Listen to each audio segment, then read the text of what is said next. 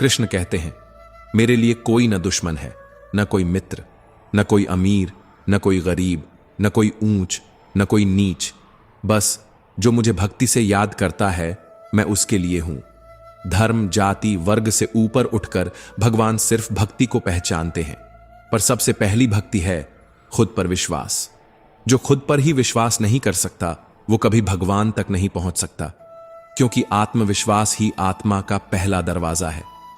कहानी सिर्फ कर्ण की नहीं है, कहानी हर उस इंसान की है जिसने जीवन में अन्याय झेला है, फिर भी हार नहीं मानी। जब कर्ण ने कृष्ण से पूछा, हे माधव, मेरे जन्म से लेकर जीवन तक सबने मुझे ठुकराया, मां ने त्याग दिया, गुरु ने ज्ञान नहीं दिया, द्रौपदी ने अपमानित किया, आखिर मेरी क्या गलती थी? तो कृष्ण मुस्कुराए, पर उनकी मुस्कान में व्यथा की गहराई थी।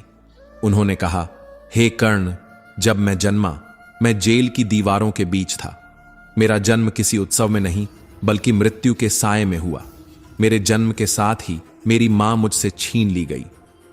एक एक सांस मौत के विरुद्ध थी। हर दिन मेरी हत्या के षड्यंत्र रचे गए। मेरे पास न कोई सेना थी, न कोई सत्ता। फिर भी मेरे मामा ने मुझे अपना सबसे बड़ा शत्रु माना, और फिर भी मैं मुस्कुराता रहा, क्योंकि मुझे अपने कर्मों पर विश्वास था, न कि परिस्थिति पर। कृष्ण की ये बातें केवल संवाद नहीं थीं, ये वो ज्ञान था जो आत्मा को झकझोर दे। क्योंकि बात इस बात की नहीं कि तुम्हारे साथ क्या हुआ, बात इस बात की है कि तुमने उन घटनाओं को कैसे देखा। तुमने अपमान को हथियार बनाया या बहाना। जीवन में तुम्हारे पास कितना ज्ञान है, यह मायने नहीं रखता। तुम उस ज्ञान का कितना उपयोग करते हो, यही तुम्हारी असली पहचान बनाता है। हर अपमान तुम्हें तोड़ने नहीं आता, कुछ अपमान तुम्हें निखारने आते हैं। हर हार तुम्हारा अंत नहीं होती, कुछ हार तुम्हें अगले पड़ाव की तैयारी सिखाती है।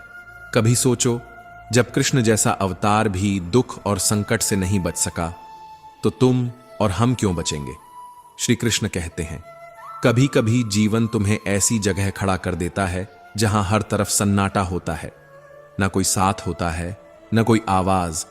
लेकिन अगर उस सन्नाटे में भी तुम अपनी नी आत्मा की पुकार सुन पाओ, तो समझो तुमने जीवन की पहली परीक्षा पास कर ली।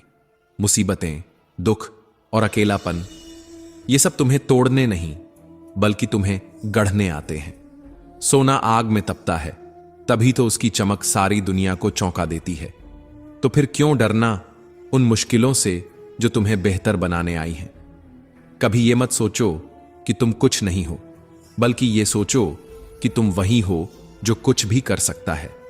क्योंकि असली ताकत तुम्हारे हालातों में नहीं, बल्कि तुम्हारी सोच में छुपी होती है। हर वो इंसान जो यह मान लेता है कि अब मुझसे नहीं होगा, वो अपने ही सपनों की कब्र खोदता है। शिकायतों की चादर ओढ़ने से पहले एक बार यह जरूर सोचो, जो कुछ भी तुम्हें मिला है वो किसी और की अधूरी दुआ हो सकती है, और जो नहीं मिला वो शायद तुम्हारे हक से भी ज्यादा बड़ा हो। सच्चा सुकून तब आता है जब हम इस सोच को अपना लेते हैं कि जो मिला वो अच्छा है, और जो नहीं मिला वो और भी बेहतर होगा। कभी अगर तुम्हारी कोशिशें थम जाएं, तो अपनी सांसों को मत रोकना। उन सांसों में एक नाम जपना, भगवान। उन्हें शब्दों की जरूरत नहीं होती। तुम्हारे आंसू, तुम्हारी खामोशी, तुम्हारी टूटी हुई रातें, सब कुछ सुन लेते हैं वो। क्योंकि जो लोग प्रार्थना करना जानते हैं, वो कभी भी हार नहीं मानते, और जो लोग हार मान लेते हैं, वो कभी सच्चे मन से प्रार्थना नहीं करते। जिंदगी में जो लोग मेहनत नहीं करते, वो ही सबसे ज्यादा शिकायतें करते हैं। उन्हें लगता है कि सारी परेशानियां सिर्फ उनकी हैं। लेकिन जो लोग चलते हैं, वो रास्तों से नहीं डरते। भगवान इच्छाओं को नहीं, कर्मों को देखते हैं। तुम जो चाहते हो वो जरूरी नहीं मिले, लेकिन जो तुम करोगे उसका फल जरूर मिलेगा। तुम्हारी मेहनत अगर तुम्हारा अस्त्र है, तो यकीन मानो सफलता तुम्हारी दासी बन जाएगी।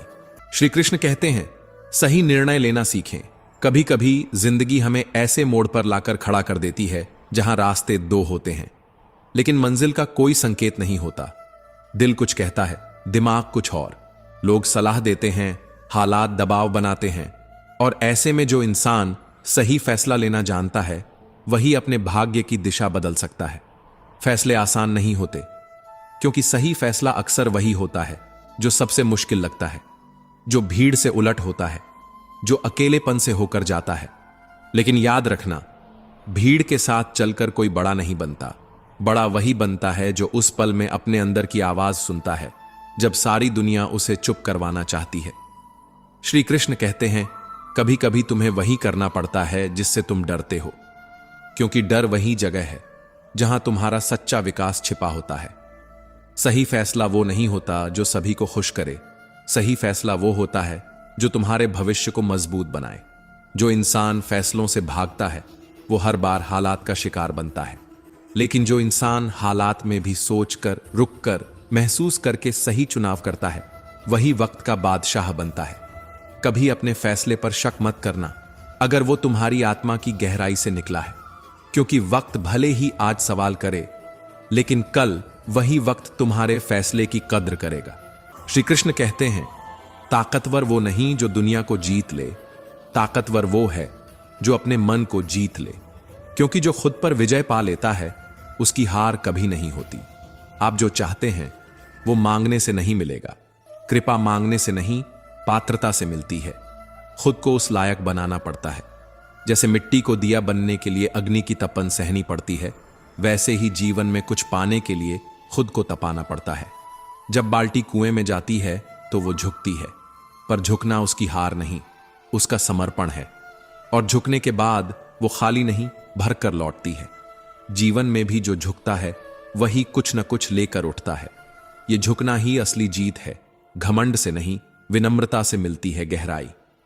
समय कभी नहीं रुकता, और जो समय को नहीं समझता, समय भी उसे नहीं समझता। एक दिन आएगा जब करने को बहुत कुछ होगा, लेकिन करने का समय नहीं बचेगा। जैसे फोन गलत पासवर्ड से नहीं खुलता, वैसे ही जिंदगी गलत सोच से नहीं खिलती। गलत रास्ते से चलकर कोई मंजिल नहीं मिलती।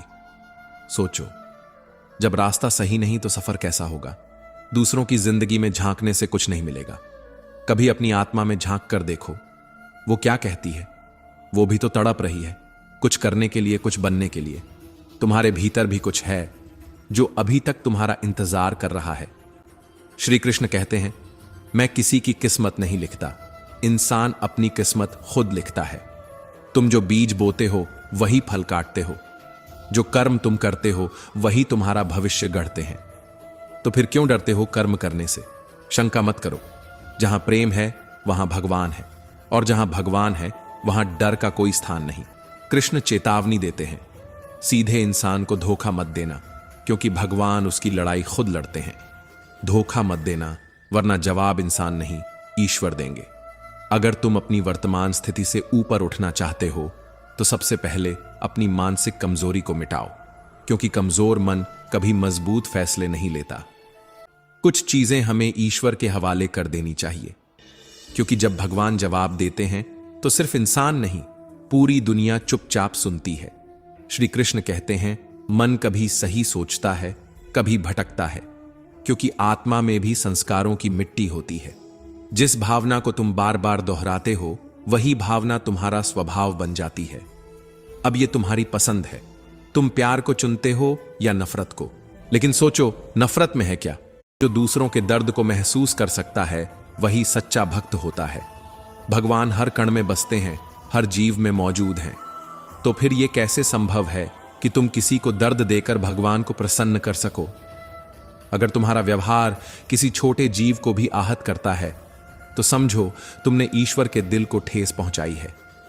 जिंदगी को उस जंगल के पौधे की तरह जियो जो आंधियों में भी झूमता है, क्योंकि वो जानता है कि झुकना कमजोरी नहीं, जीवन की सबसे बड़ी समझदारी है। जब तक तुम खुद दर्द से नहीं गुजरते तब तक तुम्हें यह एहसास नहीं होता कि तुम्हारे शब्दों या कर्मों ने किसी और को कितना तोड़ा है। यही तो कर्म है। जब कोई तुम्हारा साथ छोड़ता है तो भगवान किसी न किसी को तुम्हारे लिए भेज देते हैं। हर इंसान के जीवन में कोई न कोई ऐसा होता है जो उसके अंधेरे में दीपक बन जाता है। जो लोग चले जाते हैं उन्हें रोकना मत चाहो, क्योंकि अगर आज रुक भी गए तो कल फिर से चले जाएंगे। दिखावे वाले रिश्ते, शब्दों की चापलूसी, बड़ी बड़ी बातें, इनसे गहरे संबंध नहीं बनते, क्योंकि जब यही लोग नाराज होते हैं तो सबसे पहले तुम्हारी इज्जत पर वार करते हैं। एक आग जो सबसे पहले तुम्हें ही जलाती है। प्यार सिखाता है जीना, नफरत सिखाती है बिखरना। जो आत्मा प्रेम करना जानती है, वही आत्मा भगवान से जुड़ती है।